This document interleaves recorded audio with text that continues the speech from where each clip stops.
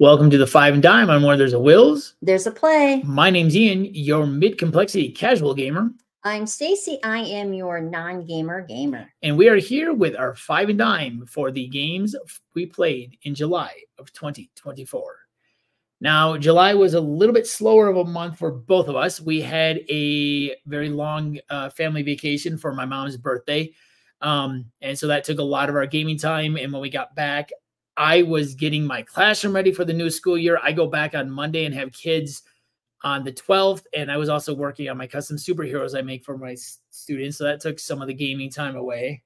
I work, and we had a huge computer outage, as many places did around the United States. So I was down for a week and a half. Then I went on vacation. Then I came back. Then the Olympics started. That's a time sucker right there. So I've been busy watching different sort of games, I guess. So it's been a time sucker, but we've tried to get some games in. That computer outage at the end of June and then going right onto vacation was not good for you at your job. No. It wasn't the one that took everybody down in July. She had one at her job at the end of June, and then we went on vacation almost right away in July, right after they came back up. So she was trying to catch up from all that. So July was a lower gaming month for us, and I think the next couple are going to be a little bit lower because I go back to school and then I start coaching volleyball. But here is our Five and Dime for the top 10 and top 5 games we played in the month of July.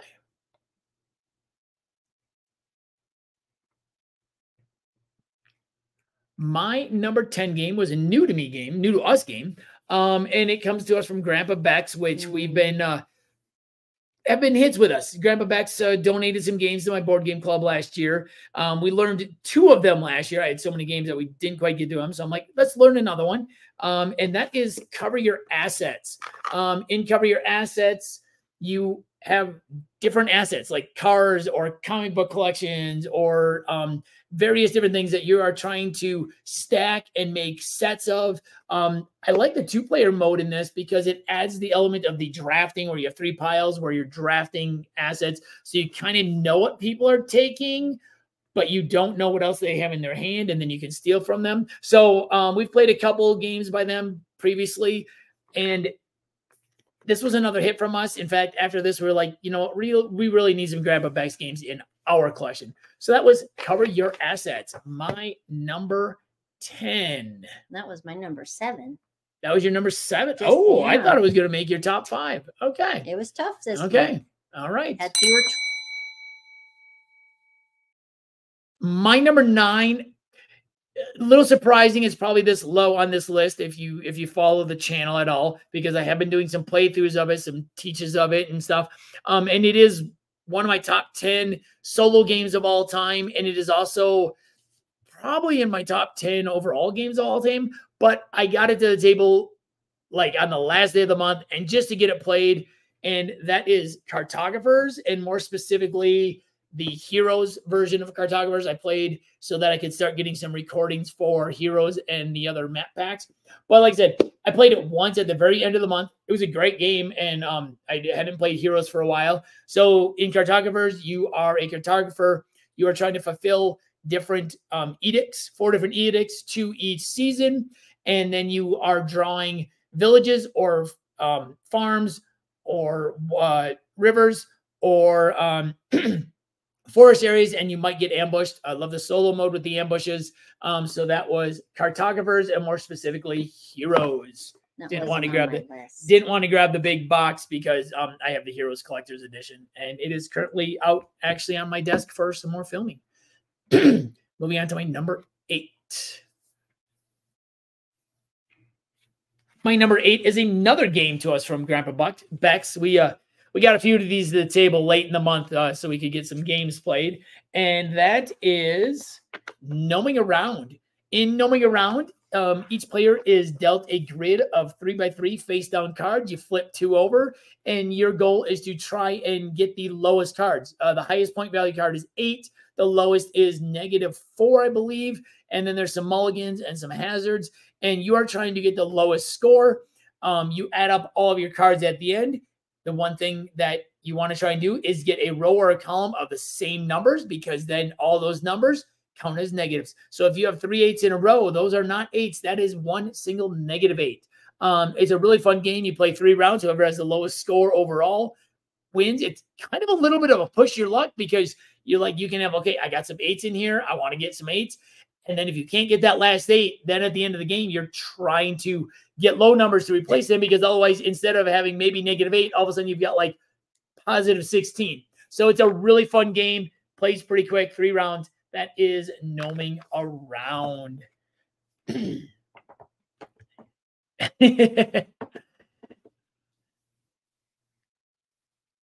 Moving on to my number 7. My number 7 is a game that I don't hear talked about a whole lot. It's a really fun game. We learned it, I think, earlier this year or maybe last year, but we only played it once, and then we played it several times this month. And that is Nanga Parbat, or Parbat, or I'm not sure exactly how to pronounce it. In this game, you are Sherpas that are trying to collect different animals. There are 6 different mountains. I can show you kind of the back of the box a little bit. So you have 6 different mountains here, and in each one of those, you have 6 different sections. Each animal has a different power. You're trying to collect them. When you collect one, you move the Sherpa to a different mountain based on which number is under the animal you get. You're trying to get sets. You're trying to score points based on your camp. So when you place your hiker, when you have enough of them, you can place campsites. You're trying to collect, so you score points based on how many campsites you have next to each other, and also how many maybe like animals or unlike animals you have when you turn them in. So that is Naga Parbat. Very quick game. Got the box cover upside down. So very quick game. We played that several times. Really fun one. So I think this one will probably hit the table a little bit more now that we played it again. That was Naga Parbat or Parbat. I'm not sure exactly how to pronounce it. How you pronounce it is how you pronounce it. Exactly. My number 6 is the third and final game from Grandpa Beck's that we played this month. We learned this one last year, and we love this game. It is a trick-taking game. Stacey's not usually into trick-taking games, and this one kind of hit with her, and that is Skull King. In Skull King, you have 3 suits. Trick-taking, the higher number beats the lower one. But then you have pirates, or you have the Black Jolly Roger, which beats all the other 3 suits. Then you have the pirates, which beats all those. And then you have the Skull King, which beats everything. And we haven't played with the other extra cards, mermaids and the white whale or the great whale or something. We have a lot of fun with this one.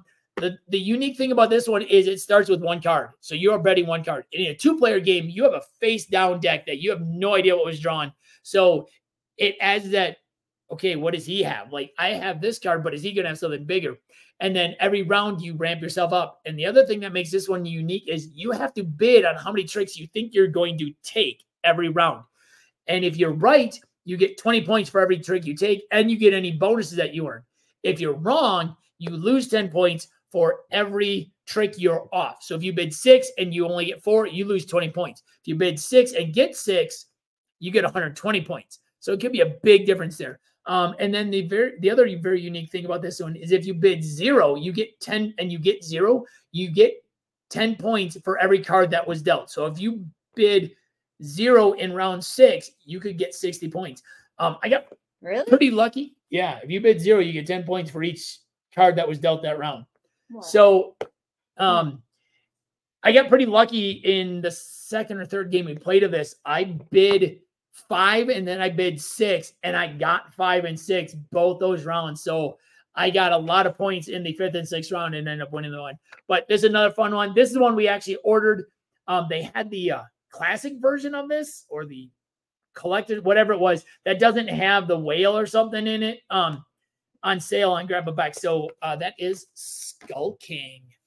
All right, so there was my 10 through 6, and now we're going to move on to the top 5, starting with Stacey. Oh, I can start with my 5. Number 5. Okay, my number 5 game for the month is a cooperative game where you are trying to avoid the fires of wherever you're located. I don't know where you're located, but Race to the Raft. So basically it's a tile drafting game where you're drafting off of 3 different piles, You're trying to work cooperatively to get to the raft down here, and there's different scenarios where you place different cards depending on which side of the raft you have to get to, on how you're going to lay your tiles out. I like this game. It is fun. I like cooperative games because sometimes I need a little assistance on, planning and kind of figuring out what would be the best route to take. And you can work together kind of on this, I would say. You can kind of say, well, I have a tile that would be good for this, or I have a tile that none of my tiles are going to work for this. So, what for whatever color cat. Yeah, whatever cat. I've got a great one for blue. I don't have anything good for purple. You can't say exactly what you have or how many spaces, but yeah, it's a game. So that is my number 5. At first, I thought it was going to be a little overwhelming for me, but after I played it a couple times, I grew to like it more and more. So my number 5 is Race to the Raft. That was another one we learned last year. We only played it a couple times, I think, at the very end of the year. Yeah. And we got the table this month.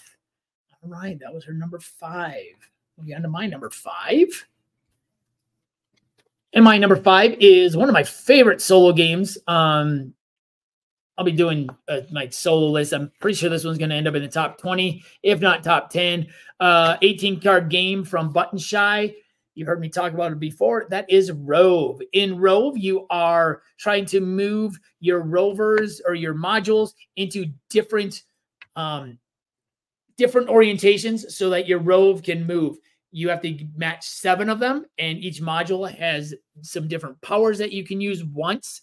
I did play this on the medium mode, so you only get 4 cards to start, and you only draw back to 4 unless you can draw an extra one.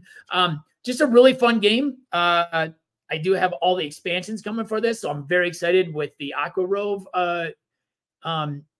Kickstarter. So I'm really excited to get all those to add a little bit more to this game and also get Aqua Rove. So that was Rove at my number 5. And my number 4 is one that Ian has already talked about, and we're not sure how to pronunciate it. And that's Nanga Parbat. The reason I like this game is, of course, because it's got animals. That seems to be a theme with some of my favorite games. But also because I like to collect and get the different powers. And when you earn the different powers, you can earn spots across the top for points. So when you earn those points across the top, you move your little guy that same amount of points, and you kind of have a good idea of where you're going to be standing in points. It's not a mystery at the end of the game of how many points you're going to end up with because it's already right there on the board. This is a fun little game. It's quick, easy to get to the table. Very easy setup. Yeah, very easy setup. And I mean, really, who doesn't like an animal game? I mean, so publishers, you hear that? Put Animeeples in your game, and it's all for her. It's me. You got it. So, Nanga Parbat at my number 4. All right, that's a good one. Like I said, we learned that one last year. We played it like once or twice, and then like we need to get this to the table again. Quick one to the table, and it's a lot of fun. I think that one, that might be a weeknight game for us. Like that one's very quick. Whoever's home first can set it up very quickly, and we can play a quick game of it before dinner, after dinner, before we kind of settle in for the night. So that one might end up on a weeknight game list for us. And like, again, you do the math as you go. So you don't have all these numbers to add up at the end, which isn't my strong suit. So that's the other reason I like it. Yep. It scores as you go. All right. That was Nanga Parbat. My number 4 was another new to us game this year. This was one that I kickstarted, and it has been sitting on our shelf of opportunity for many, many months. In fact, it's been sitting there so long that I kind of debated whether or not it was just going to be sold. And I'm glad it wasn't, because it was a lot of fun. And that is My Singing Monsters. So My Singing Monsters is based off of an iPad app, which I'd never heard of. I backed this early in my kickstarting backing days. I was like early in COVID and stuff. I was backing one game a month just to help support some other companies, some companies and stuff, as we were kind of really getting into the board game hobby, and it looks cute. I downloaded the app. I played the app for a little bit. The app didn't really do much for me. But in My Singing Monsters, oh, there is no picture on the back. So in My Singing Monsters, you have different islands that have different abilities. You're playing monster cards down. You start with level 1. Then they can breed and become stronger. You get resources or elements. You get elements to help you do a lot of different things on them. It was a lot of fun. We played up to level 3, which is 3 islands, which starts adding some different things in. In the first island, you can place elements that you can't use onto it, and then people can take that as their island's ability. Then you get some cards that add some extra powers for you. And then in the third island, we played, what was the third island? Oh, it had the, is that the treat tokens? That was the treat tokens, which allowed you to do some special things. It's really fun. You're trying to like place your monsters down to breed them, to get higher level monsters so you can get different things. And then you're earning gold along the way. Another game that scores as you're playing. You can spend gold to do different things. All 3 of our games were, or 4, I think we played 4 times. All of them were very, very close with 1, 2, and then we played a couple with 3 islands. We're very, very close at the end. Whoever gets to the last row first gets to trigger the end game, and then everybody gets one more turn, and like whoever went there usually won, but it was very, very close. Like all of our games were within like 1 or 2 points, I think. So it was a lot of fun. For what the game is, I will say it is a lot of setup because you have 30 different stacks of cards, 36. Because I think there's 6 elements, 5 or 6. I think there's 5 elements, and then you have 1 set for the 1s, and or you have 5 of them for the 1s, and then you have 10 of them for the 2s, and you have 10 of them for the 3s, and you have 5 of them for the 4s. So it's a lot of stacks of cards, and some of the stacks are really small. So for what the game is, it does take up a lot of space on the table. So I don't know if it'll make the table a whole lot, but when it does, we will play it numerous times because it's a really fun game. I wasn't sure what to expect from it, and it was a pretty light game overall, I thought. So that was My Singing Monsters, and we have the deluxe version. So we have the cool little standees, or not standees, the little like miniatures for all the monsters, which is really cool. So that was my number 4, My Singing Monsters. That was my number 6. Oh, the only reason I ranked it number 6 is because the setup was so enormous. Oh, I'm surprised by that. I thought that was going to make her top 5. So I'm very interested to see what's coming up here. Well, I guess I kind of sort of know. I can figure it out. Okay. Probably. All right. Number 4. Oh, I'm sorry. Number 3. So I'm number 3. That's right. You're ahead. Number 3. My number 3 is a Grandpa Beck game that Ian has already discussed, but it's got gnomes. So if you've got gnomes or you've got animals, it's pretty much going to be a winner with me. And that's Gnoming Around. And I like this game because 1, it's got gnomes. 2, it's another chance game. It's there's really no talent needed for this. The only reason it wasn't better than number 3 is because the math doesn't come until the end. You have to add up your cards, and it's not my strong point. So math teacher over here does it for me. At least it assists me in some way. Yeah. But I do like taking the top card off of the stack, figuring out what blind card I'm going to turn over in my square. And you can bounce your card. So that's one thing I forgot to talk about. If you draw a card and you flip a blind card off of your square and it's the same number, you get to bounce that card to another part of your square and keep going until you don't pull that number anymore. So you can get lucky with getting 3 in a row. And then if they're positive, then they all turn into negative numbers at the end to get your... If they're in a row or column. If they're in a row or column, exactly. Easy setup, fun to play. I like Grandpa Beck games. They're a hit with me so far that we've played. They're moving up our list. Grandpa Beck's is definitely moving up our list of games that really kind of hit for both of us. Yep. So Gnoming Around is my number 3. Yeah, so for the bouncing, if you flip a card over and it matches either the card you're placing or another one in your in your grid, you get to keep bouncing. And sometimes you can get 3 or 4, which is very advantageous because if you're the first one to flip over your last card, the other person gets one more turn. And then anything that's still face down, they just have to flip over at the end. So if you can flip over 2 or 3 cards at once, all of a sudden you are like 2 or 3 turns ahead of them.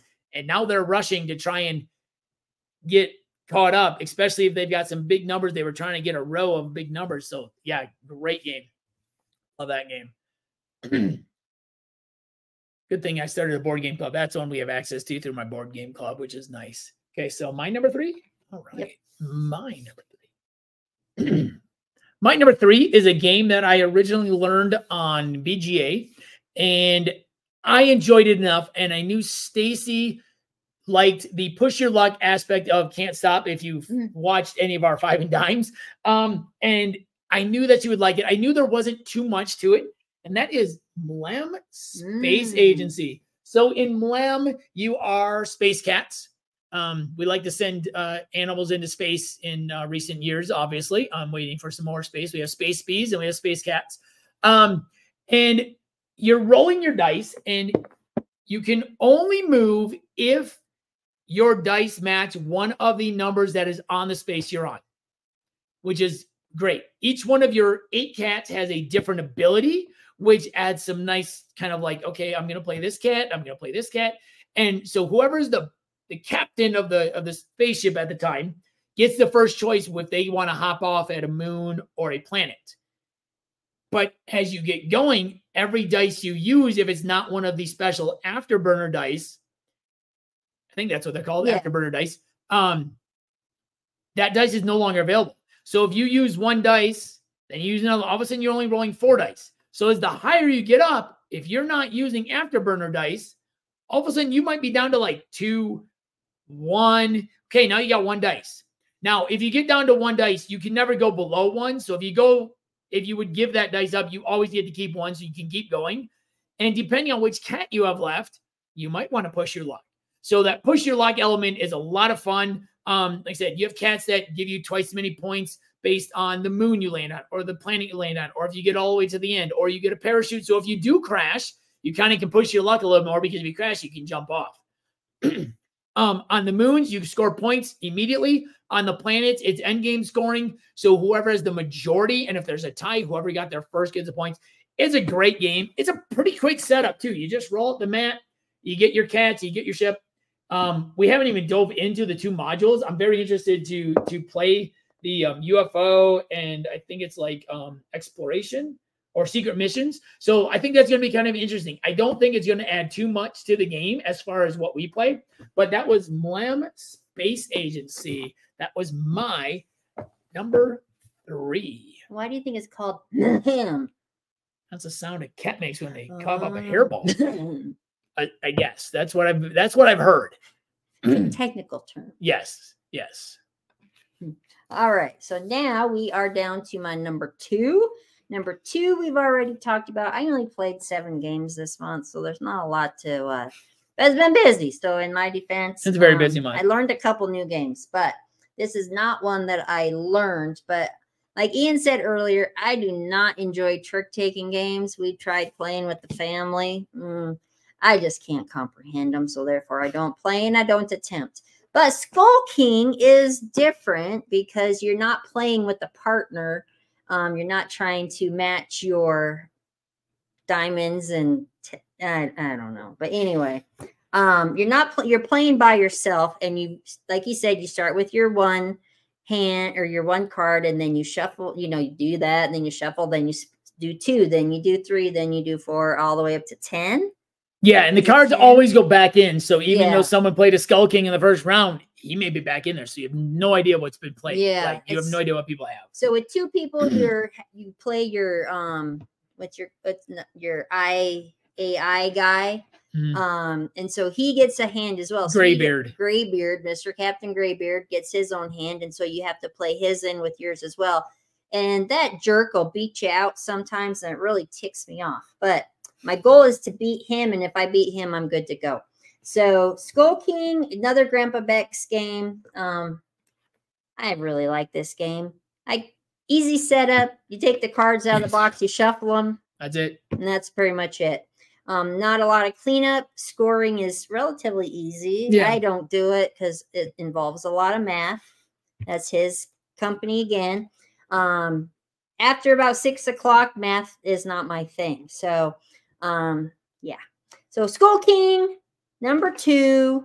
I highly advise it for people who don't enjoy or who don't normally enjoy, like, what's that game you guys play? Euchre? Euchre. Yes. We taught her Euchre and it was not for her. But so the fact that she likes this one is I like it because it's a fun game. Like I said, we ordered this for ourselves because they're like, this is one we really want. There's no around maybe another one we might buy. There's just no so we always have or access. animals, and I still like it. So and there's trick taking, so I don't get it. I don't get it either. All right, that was game. Number 2. I like it. On to my number 2, and my number 2 is one that Stacey has talked about already, and that is Race to the Raft. Like you said, really fun tile laying game, card laying game. You are starting with cats in different spots. You're trying to move them. They can only move across their own color. You're taking 3 cards each turn. You're minimal talking because you can't say what you have. You can't say, oh, I've got a card that has 4 blue spots and I can move them really far. Like, I got a really great card for blue. And some of you both might have them like, okay, well, you play yours because then maybe you can throw yours off. You can only move the cats when you discard a card, though. And if you discard too many, then the fire starts getting closer. You're trying to stay away from the fire. So as more and more fire gets you like, okay, where can we place the fire so that we can still move our cats? And the cats have to get into certain spots on the raft. It's not like, oh, you can just take them to the raft. Sometimes they got to crisscross. They're like, okay, I want to get this cat over first because I got to get this one going down and round. The scenarios are great in this. I like this one because it's competitive and co-op. Co-op and solo. So in the solo mode, it's played very similar. I did get this at table solo a couple times. I think I played this one 8 times, 4 together and then 4 solo. And you're drawing 6 cards, but you've only got 3 in your hand. So it's like you're playing a 2-player game. Every time you play one, you get to draw one of the ones that you drew. So you kind of get to choose like which 6 you're going to take from the piles. And each pile kind of tells you, well, this percentage of this pile is this color, this color, this color, this color. That doesn't mean each card is split up like that. That means just overall. So you may go, I really need yellows. Oh, look, 33% of that deck is yellow. Oh, I drew 3 of these cards and there's like 2 yellow squares on it. So I really like that because you don't really know what you're getting. You hope you know what you're getting, but you never really know. The limited communication in the 2-player is great. We got through several scenarios, a couple of them very close, and it's a fun game. It's a little bit more setup. There's not a lot of setup. There's no math involved. And it's a lot of fun. And the solo plays very close to a 2-player game. I'm taking 1 more card each time I play one. So it's very similar to playing with Stacey. So when this game gets to the table, it'll get played solo and 2-player. Another one we learned last year, played it like twice. And we're like, we need to get this to the table again. So this month, with it being kind of a slower month, it was kind of a month to get some games to the table again that we hadn't played for a while. So that was my number 2, Race to the Raft. And coming up is my number 1. My number 1 game. They said it couldn't be done. They said you couldn't reach the top of the space ladder. Ian's like, oh, I've only ever seen it done twice before. Once, and I have only played it once. Shake, shake, shake. To the top of the ladder I go. Blam! I like this game. It's got cats. And the bonuses on this are actually easy for me to remember. I don't have a ton of bonuses that I have to remember. Plus, they're sitting right next to the game mat. If you get your cat on, I think it's 4 different planets, you earn first, you get the bonus. Or if you get it on 4 different moons, you get a bonus of 5 points per bonus. Per bonus. 4 cats on 4 different planets, 3 cats on 1 planet, and then 4 cats on 4 different moons, I think it is. And then the other one is 2 cats all the way to the top, which we have not earned yet. No, but we did. high. Got one cat all the way to the top. With one dice. With one dice. With one dice. I kept rolling and rolling. Like and half, like 2/3 of the way up with one dice. I think you had your parachute cat though. Yeah. So it's really easy to push the luck, and she kept I could dive off at any time I wanted to on a planet. She kept on rolling the numbers she needed. So yeah, like Ian said, easy setup for the most part. You just roll out the mat, separate the pieces and the colors, and get started. So I give this one a pretty high rankings. It's fun. Not a lot of swearing involved, so that's always a bonus for me as well. So is my #1 game of the month. There you go. See, I know what she likes, and I knew when I played this one and how much she liked to push your luck on Can't Stop that there was not too much. Actually, I also know that she doesn't want too much going on, and I knew there was just enough going on, and the push your luck aspect was going to be a lot of fun for her. And so I'm like, we got that on Amazon Prime Day. It was on sale. I'm like, I'm going to get this game. I know she's going to like it. And we got it to the table right away. And, it's her #1 game for the month. So I think that's another one that's got some staying power in our collection when we do start kind of culling some stuff. And the artwork on it's actually really good. Yeah. The artwork on the mat itself. Gorgeous mat. The planets are cat themed. Yeah. So you have a big ball of yarn for one of your planets. And a scratching post. Fish bowl. Continent. There's continents that are cat shaped. Yeah. So it's pretty cute themed as well. So they really do a good job with theming it and sticking with the theme. And the artistry is really good as well. So if that's what you're looking for in games, you might enjoy that one as well. I did do an unboxing for this one that went up just the other day, I think. We played it last week, but I did the unboxing before that. So I think Wednesday it went up. If I remember, I'll make sure I link it if you want to just kind of see what the game's all about. And once we get a better setup, I think this is one that we will do a playthrough for. We're trying to figure out to get some better camera and better quality cameras for this now that we're kind of about 8 months into this. So, all right, moving on to my #1. My #1 game comes to us from, well, my top company, and one that I just love their games. And it is also my #1 solo game. It came out late last year, jumped to the top of my list of solo games, even though I played it in November. I was like, this is an amazing game. I played it 5 or 6 times a couple weeks ago. I filmed a video for The Mill, which should give some hint as to what game is this or what company this is from, at least. So filmed a video for The Mill on this where we talked about it and stuff. There's an expansion coming out soon, and that is Apiary. Like I said, we like to send animals into space lately. We got space bees, we got space cats, our #1 games. So, Apiary, space bees. This game got so many really cool things to it. It's a worker placement game at heart, but each spot you're placing a worker, it is almost like a mini game. You have a spot where you're getting tiles. So then you got a tile placement part. And those tiles give you some different abilities and some different things you can do depending on which tile you place. You have farm tiles. You have recruit tiles, which allow you to do different things when you go to some of the other different spots. And then you have development tiles, which give you some immediate rewards. Then you can go explore planets where you can get more resources or you can get some other power-ups. You have places where you can convert your resources from one thing to another. You have the grow where you can upgrade your faction, or you can get more bees.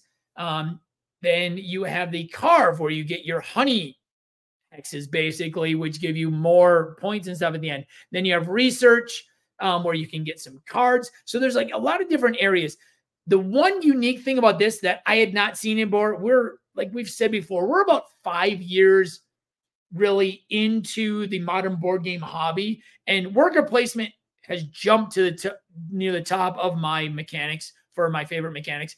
The one thing I really like about this game that I'd never seen before is the bumping mechanism, where when you place it, you bump the other bees that are there. And then when they come off and you move them back to your mat, you can either put them on the bottom of the mat or the top of the mat. When you put them to the top, when you retrieve, and that's even if you bring them back whenever, you can retrieve whenever, they gain power. So they may start at 1, and then the next time you retrieve them, they go to 2, then 3, then 4. After 4, they hibernate. So you put one of your tokens in the hibernation zone, and you don't have that bee. So you have to go and grow so you can get that bee back. A lot of really fun things going on in this game. The AI is very easy to run, very smooth.